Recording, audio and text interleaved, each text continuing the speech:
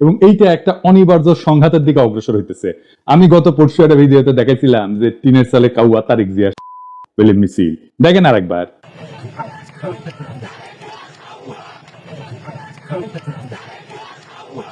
আজকে দেখেন একের পর এক মিছিল।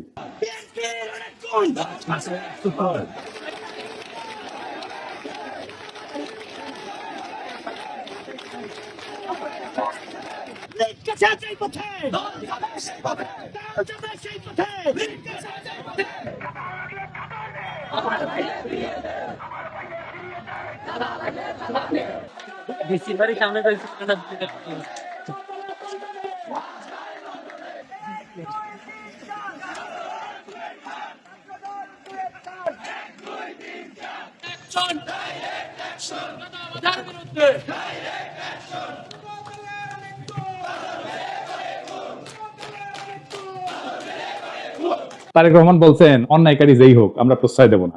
বরাবর আমরা বলেছি অন্যায়কারী আইনের দৃষ্টিতে তার বিচার হবে, দলের সাথে তার কি সম্পর্ক কিচ্ছু যায় আসে না, তাকে দল কোন রকম প্রশ্রয় দিবে না কেউ যদি কোনো অন্যায় করে থাকে। খুব ভালো কথা, কিন্তু গ্রেপ্তার করলে থানা ঘেরাও করে আসামি সিনাই নিয়ে যায় কেন বিএনপি? এটার উত্তর তো তারেক রহমানকে দিতে হবে। একটা দুইটা না, শয়ে শয়ে এডিটে সাহেব বিএনপি থানা ঘেরাও কিওয়ার্ড দিয়ে সার্চ দেন তো, দেখেন কত জায়গায় থানা ঘেরাও করে বিএনপি আসামি ছাড়াই নিয়ে যাইতেছে। শুধু কি তাই, বিএনপি নেতারা প্রকাশ্যে বলিছে কাউকে গ্রেপ্তার করতে আমাদের অনুমতি নিতে হবে, নইলে থানা ঘেরাও।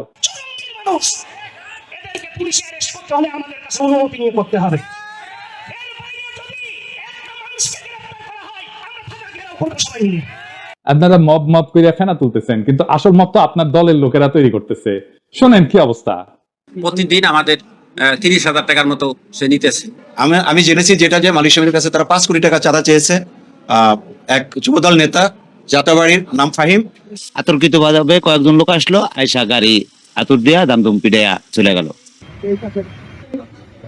বাইরে থেকে একটা ইটা মারে, গ্লাস ভাঙ্গে আমাদের শরীরে, বাল বাচ্চাদের শরীরে পড়লে অনেক উইন্ডো জায়গা, এই জন্য আমরা আতঙ্কে যাইতেছি। আমাদের ভোগান্তি হইতেছে, আমরা রোগী নিয়ে যাইতে পারতেছি না, অনেক সমস্যা, এর বিশ্বাস চাই আমরা। একটা মানুষ ফ্যামিলি দোলাই পার নেমে যেতে, ওখান থেকে আবার যাত্রাবাড়ি করতে হইব, এটা তাদের ভোগান্তি না। এই পরিস্থিতি আমাদের জানে কোনো নিরাপত্তা নাই, সেজন্য আমাকে ঢুকতে দেয় না। আবার গাড়ি নিয়ে আসলে 5,000 টাকা জরিমানা দিয়ে এবার গাড়ি নিবি, এই ডরে আমরা গাড়ি যাত্রাবাড়ি যাই না, আমরা দোলাই পাতে ঘুরে যাবো। দুই রকম কথা বললে তো হবে না। আপনারা তো আইন শৃঙ্খলা পরিস্থিতির অবনতি ঘটাইতেছেন, আপনার দলের লোকজনই ঘটাইতেছে। আপনারাই বলেন মব, আর এটা কি থানা ঘেরাও? এটা মব না। আপনার দলের নিজেদের ভিতরে মারামারিতে গত 6 মাসে 43 জন মারা গেছে। নিজের দলের ভেতরে মারামারি থামাইতে পারেন না, প্রফেসর ইউনূসকে দোষ দেন। আবার দেখেন বিএনপি অফিসে কে বা কারা ককটেল মারছে, এটা অতি জঘন্য কাজ হয়েছে, কিন্তু এর রিয়াকশন দেখেন। কিছুক্ষণ আগে বিএনপির পার্টি অফিসে ককটেল মারছে ওই রাজাকারের বাচ্চারা। এই সরকারকে সাবধান করে দিতেছি, কয়ে দিলাম অতিরিক্ত পারাবাড়ি করলে সরকার, আমরা বয়সী সরকার নামাইতে 10 মিনিট সময় লাগবো না। এই কুত্তা মার্কা সরকার নামাইতে আমাদের 10 মিনিট সময় লাগবো না, সাবধান করে দিতেছি। কিন্তু আপনার কর্মীদের মনে আত্মবিশ্বাসকে জাগাইছে যে 10 মিনিটে সরকার ফেলাই দিতে পারবে। হ্যাঁ, এতই হেডম। তা হাসিনার চোদনে বাংলাদেশের মানুষ 16 বছর ছিল কেন? এই সরকারকে বিএনপি বসাইছে। তো আপনারাই যদি বসাইছেন, তাহলে আপনারা এই সরকারের ব্যর্থতার দায় নেন। বিএনপির কিছু কর্মীদের কথা আর কি বলবো, এরা মনে করে কাউকে গালাগালি করে আসলে তার রাজনৈতিক কর্তব্য পালন করা হয়। রাজনীতি শিখাইতে পারেননি নিজের কর্মীদেরকে, কোনটা রাজনীতি কোনটা রাজনীতি না, রাজনীতি কেমনে করতে হয় সেটাও শিখাইতে পারেন নাই। আমি মাঝে মাঝে কমেন্ট গুলো দেখি, আপনাদের দেখাই। এই ভিডিওটা আপনারা দেখেছেন না? তারেক রহমানের বিরুদ্ধে যত রকম অপপ্রচার আছে সেগুলো ডিবাঙ্ক করা হয়েছে, মানে সেগুলোর বিরুদ্ধে বলা হয়েছে এবং সেগুলো দেখানো হয়েছে যে এগুলো অপপ্রচার আমি করেছি। আমি সেখানে এসে বিএনপি কর্মী গালাইতেছে, সে ভিডিওটা দেখিনি, থাম্বনেল দেখেছে। ওরে কেউ বলছে বা নিজেই বুঝিছে পিনাকির ভিডিও যা যা বিএনপির বিরুদ্ধে আছে তার নিচে গালাগালি করে আসবে। খবরদার ভিডিও কলে দেখবে না, ভিডিও দেখলে পিনাকির ডলার পাবে। তোমরা ভিডিও দেখলে এত বড় লোক হবি যে হাইগার ডলারে পাশা মুসবি। ওই আইসা থাম্বনেল দেখিছে আর কপি পেস্ট মারিছে। এইগুলো হইতেছে বিএনপির সমস্যা। এইগুলো চলে হুজুগে, ওই যে হুইনা মুসলমান আছে না, এগুলো হুইনা বিএনপি। আর এদেরকেই বিএনপি কন্ট্রোল করতে পারতেছে না। দেখেন কি বলে বিএনপির নেতা, রাজনৈতিক সংগঠন জামাত শিবিরকে উৎখাত করেই ছাড়বে। সে তার নেতার পক্ষ থেকে ব্যর্থহীন ভাবে বলতেছে এই শাহজাদপুর, এই সিরাজগঞ্জের মাটিতে জামাত এবং এনসিপি নেতাদের কবর রচনা করা হবে। শুনেন।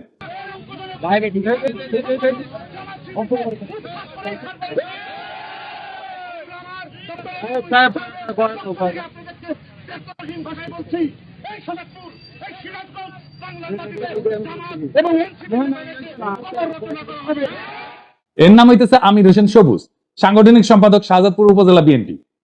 আবার দেখেন তারেক জিয়াকে নিয়ে সন্তান বন্ধ কথা বলছে, তাই ছাত্রদল নেতা সদল পদে যায় বৃদ্ধ পিতাকে শাসাইতেছে, সকাল 10টা পর্যন্ত সময় বেঁধে দিচ্ছে। এর মধ্যে ক্ষমা না চাইলে যে জায়গায় পাই আমরা বিচার করবো বলে হুমকি দিচ্ছে। শুনেন,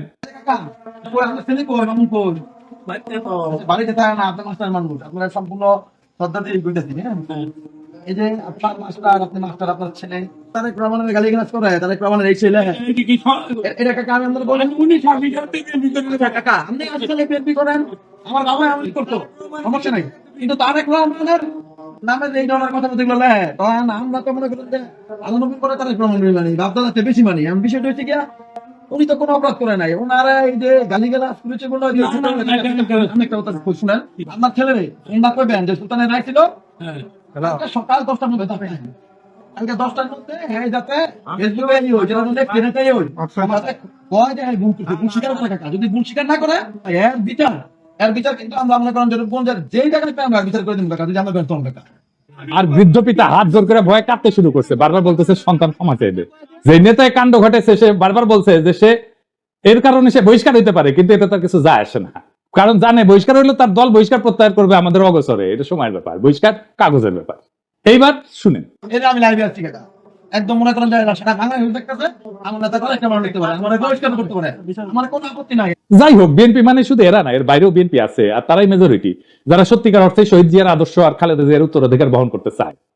তাদের অনেকেই আমাকে গত ভিডিওর পরে ফোন দিছে, বিএনপির নানা পর্যায়ের নেতা কর্মীরা অনেকে বলছে যে ভাই দিন শেষে আপনি ইলিয়াস আর কনক মিলা বিএনপির ড্যামেজ কন্ট্রোল করলেন। এখন অনেক পোস্টে হোস্টাইল রিয়াকশন কমেন্ট অনেক কমছে, অনেকে বলছে যে কাজটা ভালো করেন নাই, বিএনপি কে রক্ষা করতে যাইয়া।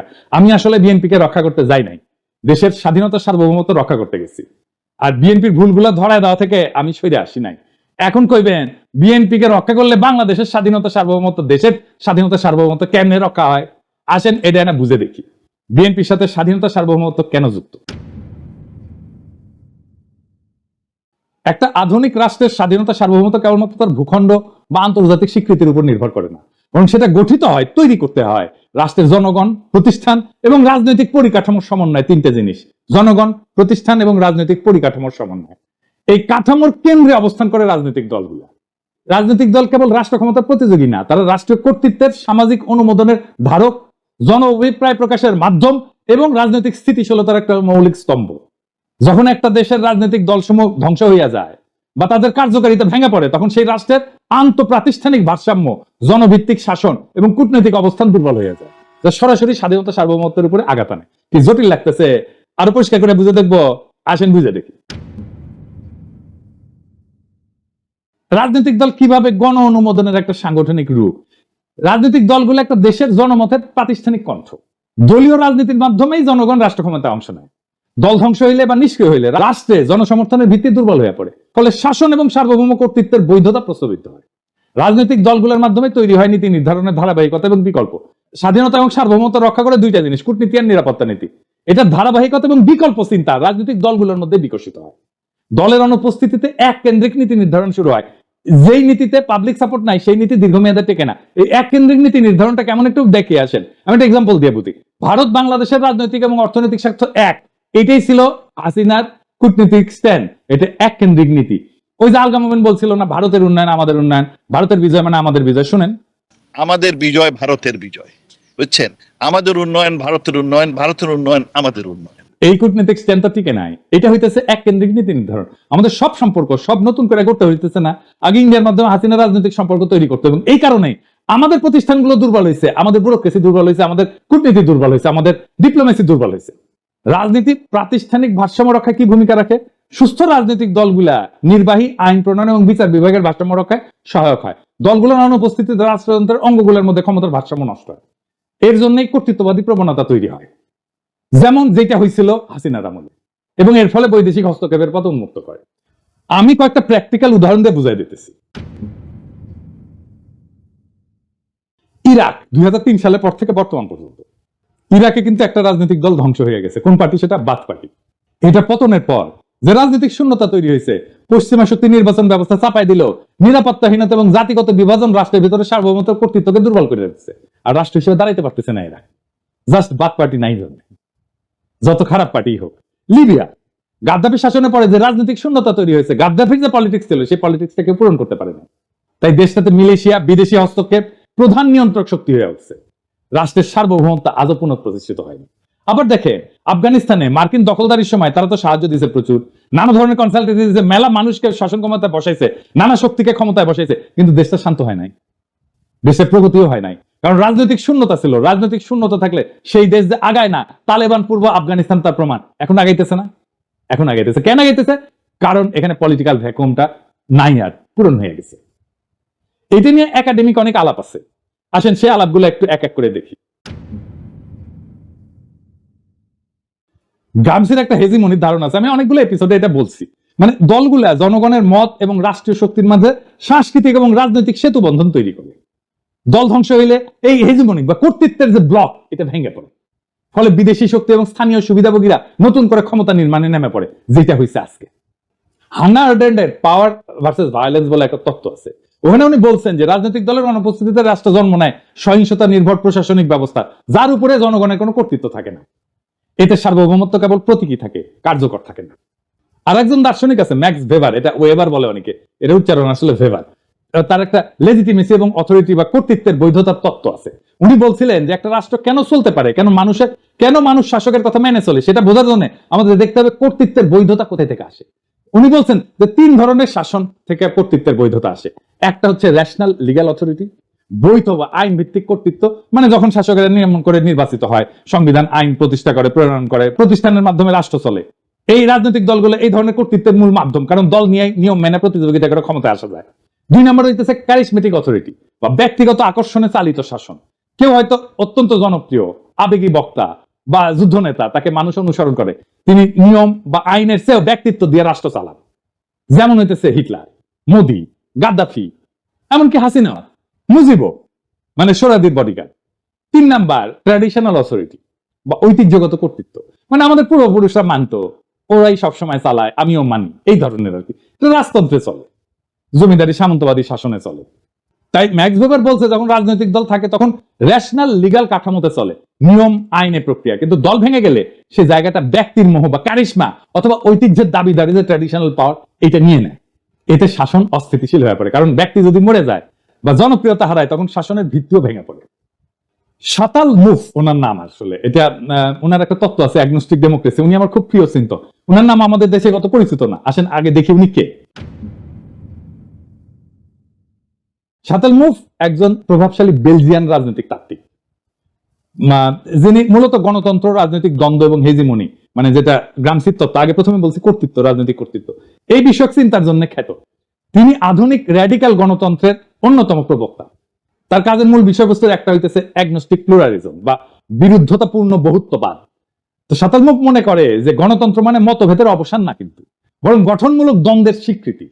দেখেন বিএনপির মধ্যে মনে করে যে আমি যদি সমালোচনা করি আমি শত্রু, মানে তার সমালোচনা করাই যাবে না, সমালোচনা করলেই শত্রু, এবং ওইটা না করলে ঐক্য নাই। এই গণতন্ত্রই বোঝে না, ডেমোক্রেসির আধুনিক ধারণাগুলো এদের মাথার মধ্যে নাই একেবারে। রাজনীতি মানে ঐক্য না, বিরোধ রাজনীতি। আমরা একে অপরকে শত্রু হিসেবে না দেখে বিরোধী বা অ্যাডভার্সারি হিসেবে মানলে গণতন্ত্র টিকে থাকে। ওনার একটা ধারণা আছে লেফট পপুলিজম বলে, তিনি যুক্তি দেন যে ডানপন্থী পপুলিজমের মোকাবেলায় বাম ঘেঁষা পপুলিজমের দরকার আছে, যেখানে জনগণের আবেগ, পরিচয় এবং প্রতিবাদ সংগঠিত হবে প্রগতিশীল রাজনৈতিক লক্ষ্য নিয়ে। তো ওই যে শাতাল মুফ বলতেছে যে গণতন্ত্র মানে সবাই একমত তা না, সবাই মিলে ঐক্য তা না, বরং গণতন্ত্র মানে হচ্ছে নিয়ন্ত্রিত নিয়মতান্ত্রিক মতবিরোধ এবং বিরোধিতা এসে থাকবে, তবুও সবাই খেলবে একই নিয়মে। মতবিরোধের ক্ষেত্র তৈরি করে রাজনৈতিক দলগুলো, এক দল বলবে বাজার অর্থনীতি দরকার, আরেক দল বলবে সমাজতন্ত্র দরকার, আরেক দল বলবে ইসলামী অর্থনীতি দরকার, এক দল বলবে আমার খেলাফত দরকার, এক দল বলবে কর বাড়াও, আরেক দল বলবে কর কমাও। এই যে প্রতিযোগিতা এবং মতানৈক্য, এটার নামই হচ্ছে অ্যাগনিজম, মানে স্বীকৃত দ্বন্দ্ব। এতে জনগণের ইচ্ছা প্রকাশ পায়, নীতি পরীক্ষা হয়, ভুল ধরা পড়ে, বিকল্প ভাবনা আসে। কিন্তু দল ভেঙে গেলে কি হয়? আর কেউ প্রশ্ন তোলে না, আর কেউ বিকল্প দেয় না, শুধু এক শাসক বা এক গোষ্ঠীর মতেই দেশ চলে। এটাকে বলা হয় ওয়ান কালার অথরিটারিজম বা এক রঙের এক চিন্তার একচ্ছত্র শাসন। তখন রাষ্ট্র গণতান্ত্রিক থাকে না, হয়ে ওঠে এক পেশে আদেশের কারখানা। তাই রাজনৈতিক দল ধ্বংস হওয়া মানে কেবল একটা সংস্থা বিলুপ্ত হওয়া না, এটা রাষ্ট্রের গণতান্ত্রিক কাঠামোর অন্তঃসার শূন্য হয়ে যাওয়া। জনগণের প্রতিনিধির কণ্ঠ নিঃশেষ হয়ে যাওয়া এবং রাষ্ট্রীয় পরিসরে শূন্যতার সৃষ্টি হওয়া, যা বিদেশি শক্তি স্থানীয় শোষক শ্রেণীর হাতে রাষ্ট্রীয় নিয়ন্ত্রণের রাস্তা উন্মুক্ত করে দেয়। তাই স্বাধীনতার সার্বভৌমত্ব রক্ষায় রাজনৈতিক দলের বহুত্ব, কার্যকারিতা এবং গণভিত্তি অপরিহার্য। এবার প্রশ্ন উঠতে পারে, বিএনপি কি দায় নাই এই ধরনের ঘটনা ঘটে? অবশ্যই আছে। বিএনপি বলতেছে তার দলের এই বেপরোয়া লোকদের ঠেকানোর জন্য রাষ্ট্র ক্ষমতায় যাওয়া দরকার। অদ্ভুত কথা, এই তত্ত্ব দিতেছে বিএনপির লোকেরা। বিএনপি কিন্তু এই কাজ করতে গিয়ে জন্ম দিয়েছিল র্যাব, নিজের দলের গুন্ডাদের সামলাইতে পারতেছিল না, তাই র্যাব বানাইছিল। বিএনপির এইসব সোকল্ড ইন্টেলেকচুয়াল ইনফ্লুয়েন্সারদের সাথে কথা বলতে যাওয়াটা একটা যন্ত্রণা। খোদা তাআলা আমার এমনই কপাল দিছে যে নিরেট মূর্খ প্রফেশনালি আনসাকসেসফুল লোকগুলার রেফারেন্স দিতে হয়, একেবারে মূর্খ, কিছু জানে না। ইলিয়াস আমার উপরে খুব খেপা, এই জন্য খুব চেতিছে। ইলিয়াস কয়, দাদা আপনি এইগুলারে কেন মেনশন দেন? ওদের জীবনের সবচেয়ে বড় পাওয়া পায়ে গেছে, কিন্তু এইগুলা গুরুত্বপূর্ণ, কারণ এরা যে কি মাল সেটা বিএনপি কর্মীদের বোঝা দরকার। তো কারণ বিএনপি কর্মীরা তো ওদের দিকে তাকায় থাকে, ওরা কি লেখে দেখে এবং সেটা অনুযায়ী কাজ করে। তো বিএনপি কর্মীরা বুঝবে না যে সে কাকে ফলো করতেছে, তাকে কে ইনফ্লুয়েন্স করতেছে, সেটা দেখবে না? দেখার দরকার আছে তো ইলিয়াস। তাও আসেন আমি বিএনপি ওয়ালাদের দেখাই, দেখানো দরকার। এটা আমি এইভাবে সব কয়টার বিএনপির অনলাইন কুতুবদের দেখাবো। একটা মানুষ দুনিয়ার জন্য কতটা ইউজফুল এটা বোঝার জন্য আপনি দেখবেন তারে কেউ রিক্রুট করছে কিনা, তাকে কেউ চাকরি দিচ্ছে কিনা, তারে কেউ বেতন দিয়া পালে কিনা, সে কি কাজ করে, কি কাজ করে খায়, পেট চালায় কি করে, তার সাথে প্রফেশনালি কে কানেক্টেড, এটা পাবেন আপনি লিঙ্কডইনে। আমি নিজেও একটা ঠাপ খায় এটা শিখেছি। করে আমার কাছে দাবি করেছিল একজন পিএইচডি আর ইউনিভার্সিটির টিচার, তো ওই লিঙ্কডইনে গেলে কলে আমি বুঝতে পারলাম নিজে ওই ক্যাঙ্কা পিএইচডি আর ক্যাঙ্কা ইউনিভার্সিটির টিচার। তো বিএনপির এই অনলাইন কুতুব লোকে বলে বিরিয়ানি আলম, কারণ বিরিয়ানির দোকান থেকে টাকা নেয়, সে দাবি করে সে মার্কেটিং করে দিছে তাই টাকা নিছে, ফেয়ার এনাফ। কিন্তু কামটা করে কি, যে কি কোথায় রিক্রুট করে, ওটা উঠি আছে। হ্যাঁ, একটা কনস্ট্রাকশন সার্ভিস দেয়, এরকম কোম্পানিতে কাজ করে। কি কনস্ট্রাকশন সার্ভিস দেয়? সেটা হইতেছে সেই কোম্পানির নির্মাণ সামগ্রী পরীক্ষা করে, যেমন কংক্রিট, অ্যাসফল্ট, মাটি, এগুলো গুণগত মান নিশ্চিত করে। আর কি, এই অগ্রগতি পর্যালোচনা করে, প্রজেক্টের অগ্রগতি পর্যালোচনা করে, নির্মাণের বিভিন্ন পর্যায়ে নিরাপত্তার দিক যেমন কোড ফলো করতেছে কিনা, এগুলো খুঁটিনাটি পরীক্ষা করে দেখে। তো এই কোম্পানির ব্র্যান্ড মার্কেটিং কনসালটেন্ট নিজেই দাবি করেছে যে ওই ব্র্যান্ড মার্কেটিং কি বুঝে, বানান করতে পারবে, ঢাকা ইউনিভার্সিটির সাংবাদিকতায় পড়ে মার্কেটিং শিখে গেছে, বাবা বড় তালে বড় এসে গেছে। আচ্ছা, কাজ করে কি, ওই লিখেছে ও ফটো তুলে ভিডিও বানায়, উরে বাবা, কোম্পানির প্রোগ্রামে। এটা হইতেছে ওর কাজ। কোম্পানির ওয়েবসাইট তৈরি করেছে, লোক পাই নাই, ওরা দিয়ে তৈরি করাইছে। কোম্পানির আইটি সাপোর্ট দেয়, অ্যাডমিন সাপোর্ট দেয়, জিমেল সুইট দেয়া মেল ম্যানেজমেন্ট করে। এর মধ্যে ব্র্যান্ড মার্কেটিং কোনটা বলেন তো? আপনারা তো মার্কেটিং এ অনেকে পড়াশোনা করেছেন, বলেন তো কোনটা? আচ্ছা, সবচেয়ে বড় কাজ যেটা করে সেটা কিন্তু কই নাই, গুগল ড্রাইভে কোম্পানির গুরুত্বপূর্ণ ফাইল আপ করে। আজকের তরুণ, ওরে আপনি বস মানবেন? আমার ভিডিওতে অনেক মার্কেটিং ডিরেক্টর, সিইও, কোম্পানির মালিক দেখেন, আপনি ওরা রিক্রুট করবেন মার্কেটিং এ, জুনিয়র পজিশনে রিক্রুট করবেন না তো? আমার জীবনে একটাই বিষয় ছিল, হ্যাজাকের ল্যান্টার্ন কেমনে জ্বলে, কারণ পুরা যায় তো, তারপরে কেমনে জ্বলে।